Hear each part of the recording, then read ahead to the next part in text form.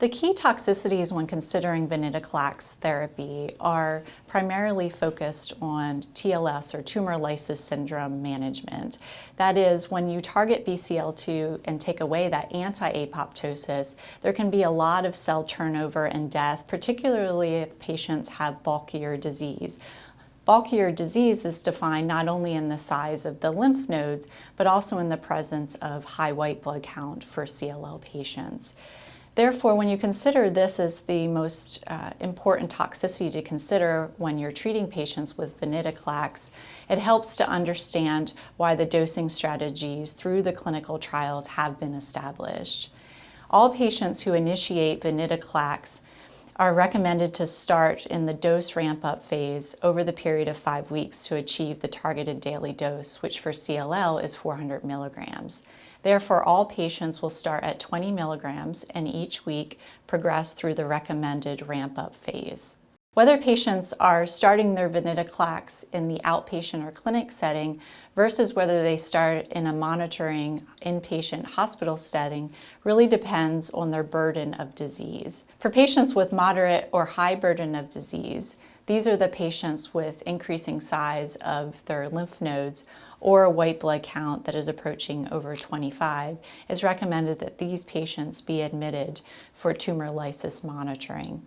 That is, patients start on allopurinol or another medication to lower their uric acid. They're given IV fluids and cardiac monitoring prior and subsequent to their first dose.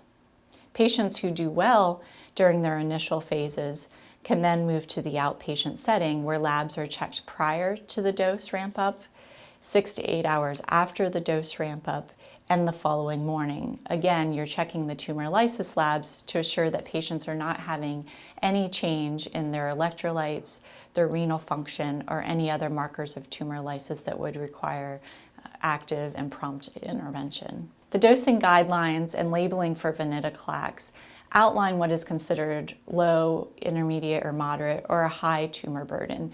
And these are great guidelines to use when assessing a patient to consider whether they can start their treatment inpatient or outpatient.